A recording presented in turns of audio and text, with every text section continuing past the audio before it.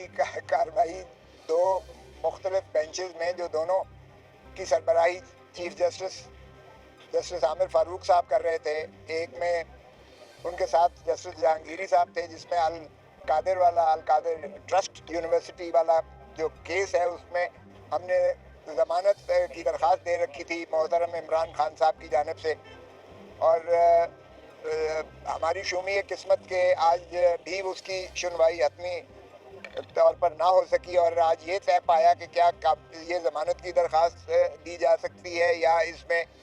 آئینی درخواست کے ذریعے اس کی سماعت ہو سکتی ہے یا کسی نگرانی کے تحت جو ہے 439 میں اس کو سماعت کیا جا سکتا ہے. تو جسٹس عامر فاروق صاحب اور جسٹس جہانگیری صاحب کی بینچ نے اس میں یہ طے کر دیا کہ یہ جو ہے درخواست ضمانت ہی کی شکل میں براہ راست عدالت عالیہ کو یہ اختیار حاصل ہے اور یہ کسی آئینی درخواست آرٹیکل 199 میں یا کسی نگرانی 439 ضابطہ فوجداری کے تحت اس کی ضرورت چندہ نہیں ہے. اور اس لیے اب انہوں نے کہا کہ اس کو ضمانت کے طور پر ہی براہ راست ہم سنیں گے. اگرچہ یہ عدالت اکاؤنٹیبلٹی کورٹ نے احتساب عدالت نے اس درخواست کو خارج کیا ہے اور ہماری نالش یہ تھی کہ اس میں سی ایف او جو اگلے دن بیان دے کر گیا ہے اس نے بڑا واضح طور پر اس کو دو حصوں میں تقسیم کیا. ایک وہ حصہ تھا جس میں 190 پاؤنڈ جو ہے نیشنل کرائم ایجنسی برطانیہ نے یہ جو ریاض فیملی کے اکاؤنٹس تھے ان میں جو ہے اس کی تفتیش تصدیق کرنے کے بعد جس کو ویسٹ منسٹر لندن کی عدالت نے اس اکاؤنٹ کو فریز کیا تھا. جو شروعات ہوئی تھی کہ حسن نواز نے ون ہائیڈ پارک لندن کی ایک پراپرٹی جو ہے اس نے بیچی اور ملک ریاض نے 50 ارب روپے میں خرید کی. یہ اربوں خربوں میں ماشاءاللہ یہ نواز شریف کے فرزند ارجمند یہ کھیلتے ہیں, بہت مشقت اور محنت کرتے ہیں, بہت زیادہ جاگیریں ہیں ان کی, جائیدادیں ہیں, اس لیے یہ اربوں خربوں میں ہی جائے گا ان کا. تو اس کو مشکوک ٹرانزیکشن دیکھتے ہوئے انہوں نے نیشنل کرائم ایجنسی لندن نے اس اکاؤنٹ کو فریز کیا تھا اور وہاں سے شروعات ہوئی. اور اس کے بعد جو ہے ملک ریاض کا اور نیشنل جو ہے کرائم ایجنسی کے درمیان معاہدہ ہوتا ہے اور اس معاہدے کے تحت یہ دسمبر 2018 سے شروع ہوتا ہے اور یہ دسمبر 2019 میں تک یہ ایک سلسلہ ہے جس میں 190 پاؤنڈ جو ہے وہ براہ راست المشرق بینک سے اور ملک ریاض کی فیملی کی جو ہے اجازت سے اور ان کے جو کرائم ایجنسی ہے ان کے اجازت سے یہ اماؤنٹ سیدھا کا سیدھا آتا ہے یہ رجسٹرار سپریم کورٹ کے اکاؤنٹ میں جو انہوں نے کھول رکھا تھا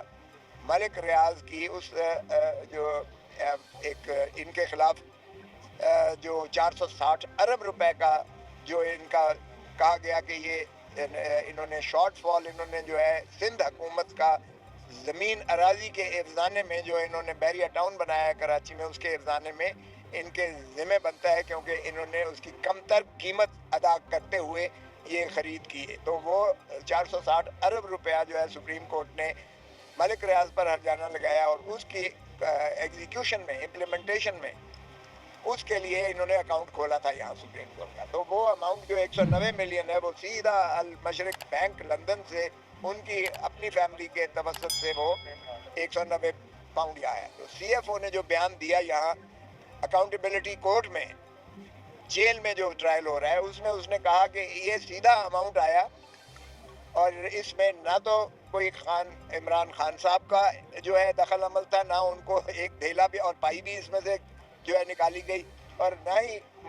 بشرا بی بی کو جو ہے اس میں سے کوئی مفاد ملا یا کوئی اس میں انہوں نے فائدہ دیا. ایک حصہ یہ تھا اس القادر یونیورسٹی کیس کا. دوسرا حصہ تھا کہ ملک ریاض نے 460 کنال سہاوے میں ایک رقبہ دیا جس پر انہوں نے ٹرسٹ قائم کیا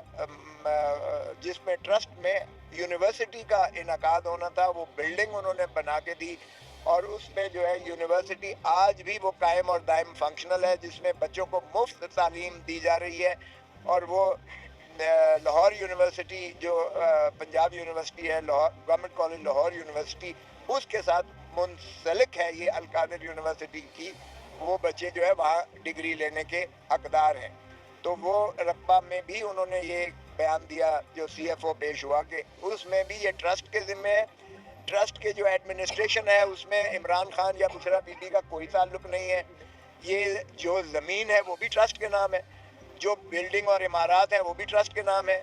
जो इसमें फंड्स आए हैं, एंडाउमेंट फंड आए हैं या जो भी लोगों ने इसमें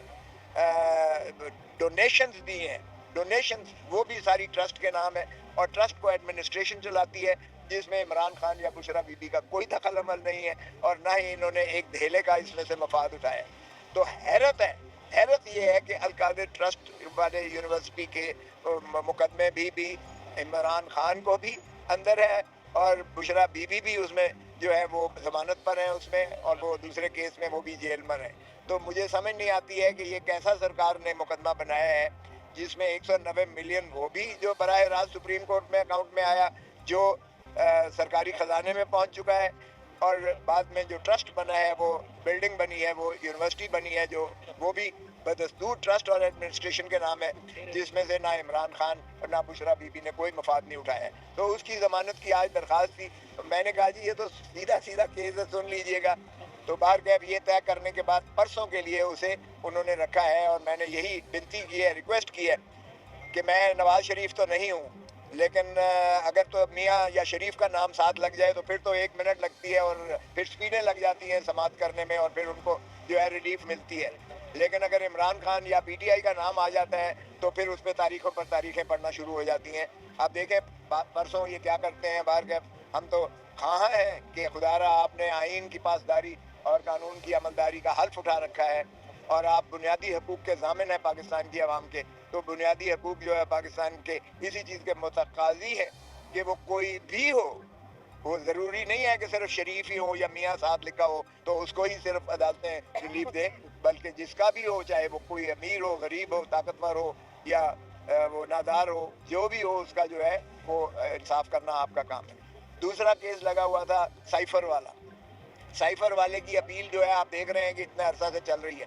उसमें भी सलमान सफदर साहब अभी खड़े ही हुए हैं। तो चीफ साहब कहने लगे कि मैंने सुप्रीम कोर्ट में जाना है और मीटिंग है एक, इसलिए जो है आज नहीं हो सकता, तो वो उसको कल पे मुलतवी किया गया है। साइफर वाला केस भी जुल्म है, ना तो साइफर की जो है डॉक्यूमेंट को पेश किया गया, साइफर फॉरेन मिनिस्ट्री में बदस्तूर मौजूद है,